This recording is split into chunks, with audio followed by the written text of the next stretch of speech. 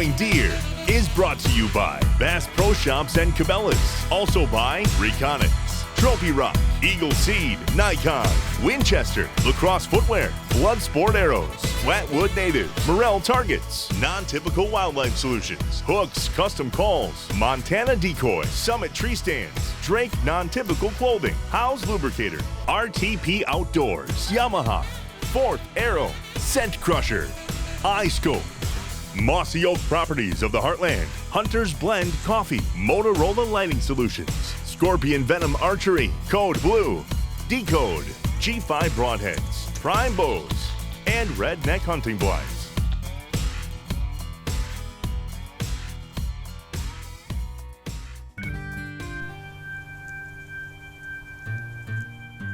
The last couple of months here at the Proving Grounds have been wicked dry. It's been a tough growing season. I have been very impressed with the amount of soil moisture the Buffalo system has maintained due to the mulch on top of the soil surface. Even with that advantage, there's only so much 4-H can grow during a drought. Early on, we used prescribed fire in several of our native vegetation areas. The native vegetation was allowed to get off to a good start before drought conditions hit the Ozarks. In addition, several native vegetation species are naturally very drought resistant. This summer, the way it all worked out, the native vegetation is really helping support our deer herd during the drought. Not only are these areas providing quality forage, but they're excellent cover for fawns and adult deer. We have several Reconics videos of does and fawns entering and exiting areas of native vegetation. When Trace and I first purchased the Proving Grounds, most of those areas were covered by eastern red cedar. I used a chainsaw to fell those cedar trees and then used prescribed fire to stimulate the growth of native vegetation. Non-native species that threaten and dominate native species are considered invasive and should be controlled. Throughout the years, Sericea lespedeza has started encroaching and competing with native vegetation in these areas. Sericea can be as invasive and just as much a problem as eastern red cedars. Sericea is native to eastern and central Asia. It was brought to North America in the late 1800s, and by the 1930s, it was commonly used to plant in areas of erosion, mine reclamation, and other areas because it quickly established. Some folks even planted it in pastures. Those early plantings resulted in a huge seed base that we're still fighting. When Sericea started to populate large areas of the Proving Grounds, I knew I needed to take action and get it under control. I quickly realized the problem was larger than my team could efficiently handle. So I brought in the Flatwood Natives crew because they're built to come in, knock out such problems, and move on. Their crew uses a dye and a herbicide, a blue indicator that tells them exactly where they've treated and where they haven't treated. They also use GPS units as a double check and to show me, the client, exactly where they've treated.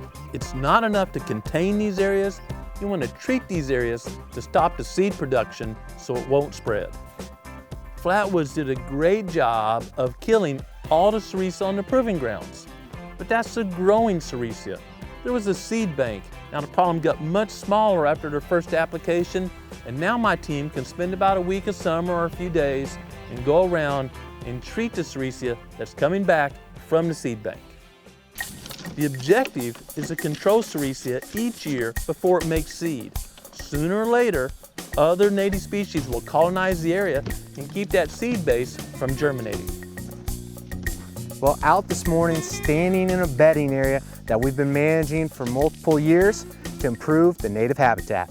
As the years went by, some hardwood saplings came up in these bedding areas, so we brought in the Flatwood Natives crew to treat them with herbicide.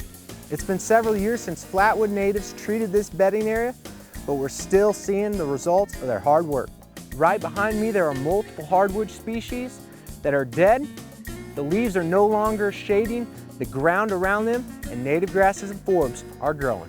While Flatwood Natives was here treating the hardwood species, they were also treating an invasive species, Sericea lespedeza. There were large chunks of Sericea, especially in this bedding area, that were outcompeting the native grasses and forbs. Flatwoods did the hard work and knocked out acres of Sericea lespedeza, but the seed bank is still in the ground. So it's our turn as wildlife managers to come out and try to get ahead of that Sericea lespedeza before it overtakes our native habitat. So what we're going to do is we're going to take backpack sprayers with glyphosate and dye, and we're going to walk through the property and spot spray any Sericea lespedeza that we find. During less stressful periods, early morning, late afternoon, the plant's pores are open and can take in the herbicide. But during the heat of the day, those pores close as a conservation measure to save moisture and some gases. When those pores are closed, the herbicide is not near as effective. We use an indicator dye to help us tell exactly where we sprayed. The dye allows us to see exactly which plants were treated and if we got a good application. Also helps us know that we hit this exact plant and we weren't just going willy-nilly, also hitting native grasses and forbs. The dye improves our efficiency so much, it's easy to justify the small added cost. It will take some days to mop up all the Sericea at the proving grounds this year, and a few less the next year, and a few less the next year. I doubt we ever get it 100% under control, but we can get it down to a very manageable amount and certainly improve the habitat along the way. Sericea lespedeza is an invasive species. It doesn't take long for it to build up a seed bank, and it can take over acres of your property. By spending a few hours with the backpack sprayer on, we can try to get the Sericea lespedeza under control and encourage more native grasses and forbs to come up and offer quality food and cover for our wildlife. We simply use glyphosate at a 5% mixture to treat Sericea. We get about a barrel full a year and use it for treating such problems. If you would like the Flatwood Natives crew to assist with some habitat work on your property, well, you got an opportunity. Keelan's going to be here at my place and some other landowners in Missouri, July 17th through the 20th. And if you get a hold of him now, he might have time to swing by your property and bid on some work. Keelan is easy to reach at the email shown on the screen, or simply go to flatwoodnatives.com.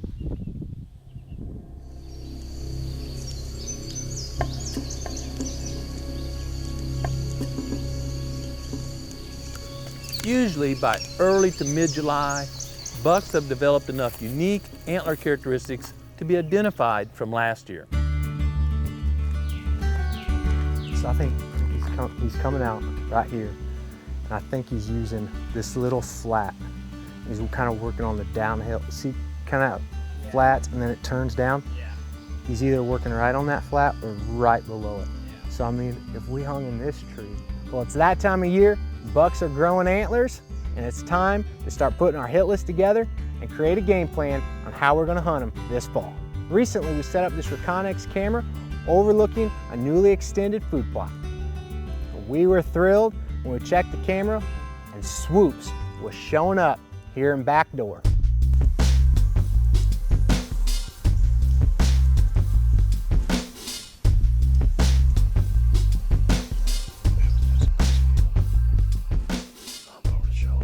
We've had several encounters with Swoops, but obviously never been able to put a tag on him. Last winter, Swoops was frequenting a plot behind my house, and I was able to get some cool footage of him using an eye spotter. A few weeks after I filmed Swoops, I found one of his sheds in that same plot. Just a couple weeks ago, we had one of those needle in the haystacks. Clay and the interns were cutting a few cedars out of one of our native vegetation bedding areas and found Swoops' other shed. During the past years, we've detected a pattern that Swoops usually spends the summer and early season in the south part of the proving grounds and late season in the north part of the proving grounds. We haven't been able to effectively hunt the south part of his range because it was solid timber. No bottlenecks, no destination plots, really to get a pattern. He was moving through the area willy-nilly. It's either this tree or this tree down here. And I mean, gosh, he may. It just depends if he's wrapping this like we think. We'll have to get a camera over here and figure out how he's wrapping around here. Yeah. But if he's wrapping this tree would be great too. This is a new camera location for us. And instead of putting the camera right on the trail, which is only 25 or 30 yards down the hill, that camera would only get deer walking right by it. We'd see the deer, but we wouldn't know exactly how they were working this food plot. By backing the camera up, getting a wider view of the food plot, we can see how deer are entering and exiting and how they're using the terrain here in the food plot. It seems our strategy is working because the Reconyx is picking Swoops up, working the lower half of the food plot. Historically, during the early portion of Missouri's archery season, Swoops is still in his summer range or on this part of the property. This food plot creates a great destination feeding area and also a bottleneck. Throughout the next few weeks, we'll probably be moving this Reconyx camera farther down the hill and try to pinpoint which tree Swoops is walking by within bow range. Based on what we've learned to date, we've already identified a couple of trees where we'll be putting summit tree stands unless something changes. We hope to continue adding pieces to the large Swoops puzzle, and by opening day of bow season, have a strategy that will get us close to putting our hands on Swoops. Stay tuned as we share updates and what we've learned and our strategies as we chase Swoops and other bucks this fall. Each week we share a lot of information in between Growing Deer episodes on our Facebook, Instagram, and Twitter pages. I hope there's plenty of soil moisture where you are and the deer are growing good, but no matter the conditions, I hope you take time to get outside and enjoy creation. But most importantly, take time every day to slow down and listen to what the Creator is saying to you. Thanks for watching Growing Deer. If you want updates about our hunting strategies or habitat management techniques, simply subscribe to the Growing Deer YouTube channel.